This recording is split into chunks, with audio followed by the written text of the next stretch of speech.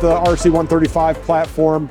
Currently 20 aircraft in theater around the world, 17 for the United States, 3 for the UK. Of course, close partnership between the RAF and United States Air Force. This is the global world premiere signals intelligence and intelligence surveillance or reconnaissance capability set worldwide, dominating the electromagnetic spectrum to be able to go gather and collect information on our adversaries and threats, process them in terms of what our security agencies need, as well as for what our tactical operational requirements are, as we go to battle.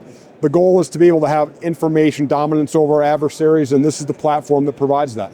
How does it create that order of battle? The aircraft has got an extensive electronic suite. So you think about what it's got from the apertures. You can see all the callouts on the aircraft, the various antennas, both in terms of the outer mold line shape, as well as on top and underneath the aircraft, as well as in the tail. So think of it as it's collecting information on various signals, various types, and then it's processing that on the plane itself. So it's really like a large data center in the sky in terms of being able to pull information in and process that information. On the aircraft are a suite of mission operators, so there's signal intelligence, there's linguists, electronics intelligence experts, and all of the individuals that would go gather that information, provide that information into the theater and for what the operational need is. Again, that's either back to the intelligence community or actually in a tactical battle as well. Tell us about what you've done with RC-135 upgrades. Have you made this an easier platform to upgrade now? Rather than those kind of big drop upgrades, can you drop things into this as you go along? It's a great question. And in fact, our entire enterprise is actually designed to do just that. So we've been involved in this program and thankful and honored to be as L3 Harris in our facility in Greenville, Texas for the last 60 years. We partner very close with the U.S. Air Force, also based with a location in Greenville, Texas. The way these planes operate is every 4 years or so, they come out of the field for depot level maintenance. So we take the aircraft into our operation in Greenville, we take out the electronics gear, we do a full inspection on the airframe, look for any corrosion, do any repairs required, and then we basically build back the aircraft up with the latest antennas, hardware capabilities, processing power, as well as the software that's currently going and always going actually on a baseline spiral upgrade. So while the aircraft are coming through our depot maintenance flow, and they essentially operate at anywhere around 18 to 20 months for the flow time they have as they exit the facility and go back for delivery into the 55th Wing up in Offutt Air Force Base or out to our colleagues and customers out in the UK, the software development is on a spiral upgrade schedule. So we're constantly working the development of new updates and new upgrades for the capability set on the aircraft mission set itself. So while the aircraft were actually birthed in the 60s and 70s from the Boeing line, from a mission system capability, they're actually the youngest mission system across the entire United States Air Force. And the reason that's the case is because as they come off the production line or come out of our depot center, every aircraft is leaving with the world's leading technology, both software and hardware. You also mentioned scalability and how could we do quick upgrades. It's actually designed explicitly for that. So we have a program and process called QRC, Quick Release Capability. So when there's a signal of interest or a threat somewhere in the world that we need to go learn more about or exploit, aircraft can come back into our facility in Greenville, Texas. We'll take that in. The aircraft is already provisioned to be able to do quick turn, hardware and software upgrades on the aircraft. We can do that from anywhere from a week to a month, and then actually field the aircraft back in operational theater to perform. So the entire enterprise is designed to take those threats, react in real time, and be able to go out and exploit that threat and provide that capability so we can dominate the airspace over our adversaries. How much longer do you think the RJ's got in service? And do you think with the evolution in technology that you could see maybe a business jet solution coming in here for the RC-135? Yeah, it's a great question. So I think from the RC-135 platform, we're programmed with our UK counterparts to be able to have this system provided out through 2035, and we're prepared to do that for beyond. With the United States Air Force, the intention is to do this out to 2050 or beyond. I mean, the intention of this airplane is it's got a high level of swap and the airframe is designed for continual upgrade and reuse. That said, we also offer this capability on a missionized business jet. So in collaboration with our United States Air Force partners, we've been able to take the hardware and software package on this. We've been able to bring this down to the form, fit, and function to fit on a missionized business jet. We currently are providing that today on an aircraft called the MC-55A Peregrine, which is also done on an FMS program through for Australia, for the Royal Australian Air Force. That aircraft is now delivered into the Australian inventory, and 3 more aircraft to come to follow that. We're also under contract to do that on missionized business jet on a program called JAMS for the Italian Air Force. So this construct in the partnership with the United States Air Force and our foreign military partners, we can do that at a large scale as part of this RC-135 enterprise like the UK does, or we can also offer it on a business jet.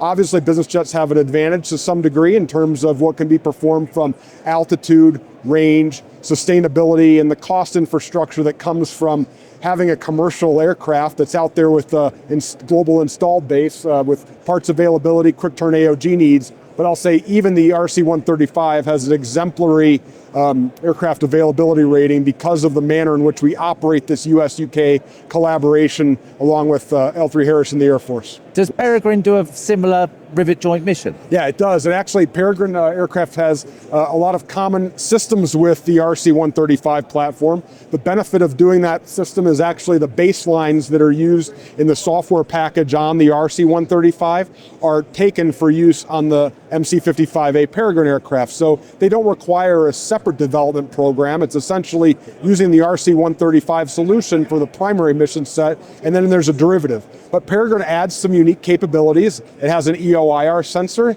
that also adds to the capability and complement, along with some other classified aspects on that missionized business jet that are unique to that platform versus the RC-135. But there's a significant amount of commonality.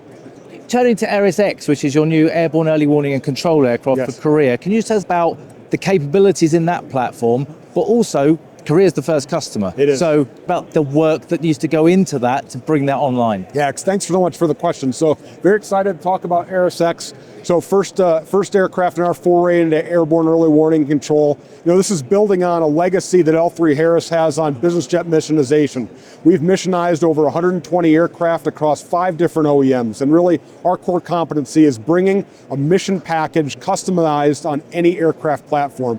The needs for Korea, we actually competed against the Boeing E-7, which had an incumbent FMS case, and then of course Saab on their GlobalEye. Korea decided on L3 Harris's solution for a couple different reasons. One, we had a package in terms of our offering to do industrialization in Korea. So think of made in Korea, operated in Korea, maintained in Korea. We partnered with Korean Aerospace or Korean Airlines. So Korean Airlines not only has, of course, a world-leading airline, but they also have capability set for doing maintenance, repair, and overhaul, aircraft missionization capability. They're very deep involved in the UH-60 Black Hawk program. They're doing work on F-16, their work on 53s. They've got a depth and experience set to be able to do that work in country.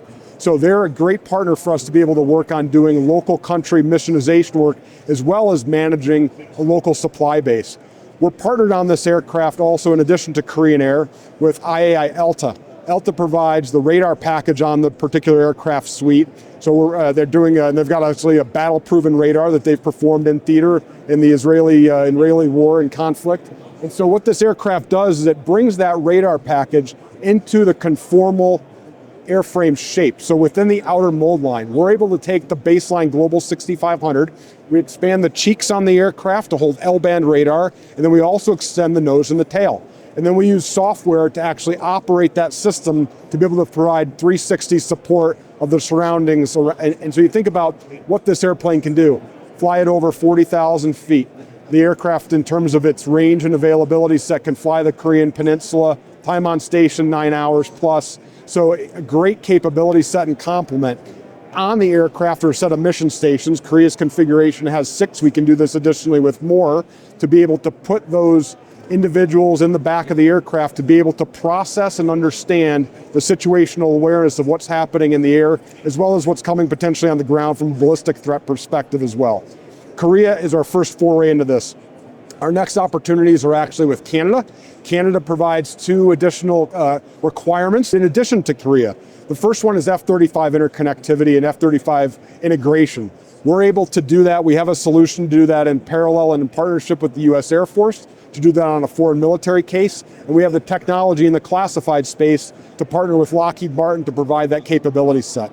Additionally, we're actively working on refueling. So we're working hand in hand with Bombardier on the development of the Airborne aerial refueling capability set, both in terms of how the aircraft flies aerodynamically behind a tanker, but also to integrate that refueling package in conjunction with the complexity that's involved, of course, with the radar system and all of the cooling equipment that goes along with that. We'd be priming that work through our entity MASS, Military Aviation Services up in Canada, based in Mirabel, Canada. And then our MASS entity will also be set up as the prime contractor to be able to sell that capability from Canada as a Canadian export for NATO. This aeroplane, and I'm also thinking about how other AEW&C platforms have Yes. evolved.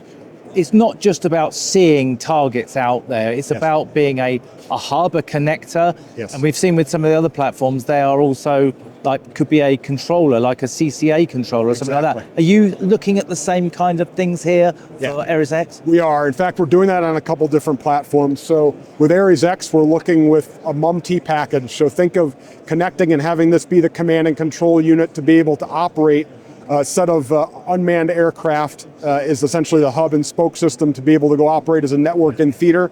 So we're in discussions with UAS providers to be able to provide that solution set. We're actually actively working that for Canada. And we're not only doing that on the Aeris X, we're actually looking for that system and doing that MUM-T application on a variety of platforms that we're currently going into demonstration with. And actually we're currently in discussions right now to actually do demonstrations on that with the RC-135. So new technology, new capability set that's underway. The technology is actually there. It exists today. We just need to go demonstrate it, and we believe we have the capability set and the right partnership set up to be able to do that. So Aeris X eventually on the Airborne early warning platform, but in terms of what we do on command and control and leading the electro battle management space, the RC-135 can actually also be that command center as well. You're looking at MUM-T for RC-135. That's correct, yeah. We're currently evolving it, right? We've not yet demonstrated that, but again, as I said, the technology exists. We have a partnership with other suppliers in terms of the air vehicle side, but that MUM-T technology to do those secure data links, our business out in L3 Harris business in Salt Lake City, Utah, known as BCS, has got that capability set in that suite to be able to provide that technology to the warfighter. So that could be something like a CCA, for example, soaking data up forward ahead of the rivet joint. Forward looking, yes, exactly. Yeah. And is that in the lab at the moment, or are you actually out live experimenting with it? So the data links are active. The next question is how we actually go demonstrate that with a connected set of tissue in theater to be able to do that. Can we just talk about the operators on the Aeris X, going back to that? You've got a crew on board. Yeah. We also talked about maybe being able to downlink or operate some of the systems from a ground station. Yeah, Can you correct. tell me about any of that, please? Yeah, correct. So the current aircraft is right now in a 6 operators configuration. It can easily be flexed to 8. We're also looking at opportunities to take the aircraft to 10. But the operator count is also a function of the AI evolution. So you think about the effectivity of what that operator can do in terms of their workload that they have in that station. We view AI as not a replacement for that. It's a supplement to the operator. So being able to take on and process more information with less. So being able to do the job of 10 or more with a group of 6 is very feasible with an AI technology platform. So that's currently actively underway for our development. And that feeds in kind of to the survivability piece as well, doesn't it? A little bit, you know, there's a read across because are there any kind of survivability aspects of this aeroplane that you think are important to point out? Yeah, so obviously range, altitude, but it can also be outfit with countermeasures, electronic defeat measurements as well. So it has the capability set to be able to take on that content. Can't talk about it too much in this environment, but those systems do exist. We've implemented them on missionized business jets in the past, and we'll continue to do so in the future. And that also includes what we can do for counter UAS. And just to close, in terms of a future scenario, where we've talked about all the little bits, if we could just knit it together with an Aeris X in a future scenario, what's this thing going to be doing? Yeah, so think of Aeris X essentially owning the skies. So owning the battle space and looking at not just what's in the air, but what's coming into the air from the ground. It's got the radar package to be able to go look out. We also have the capability set to integrate this with an ISR platform to be able to look downward. So think SAR GMTI radar, standoff targeting to be able to do that platform. Those two can work in parallel and in harmony together. You mentioned the ground connectivity. Of course, we have that not only from line of sight, but we can also do through satellite link to be able to have that command and control on the ground as well as control from the air. And we have a program called TOC-L, Tactical Operations Center Lite, which is actually a complementary product and system to this, because you can have the air bases and think across maybe an island chain or a set of 4 deployed locations. And now you can have essentially a network architecture and infrastructure to be able to do that command and control across the suite of assets.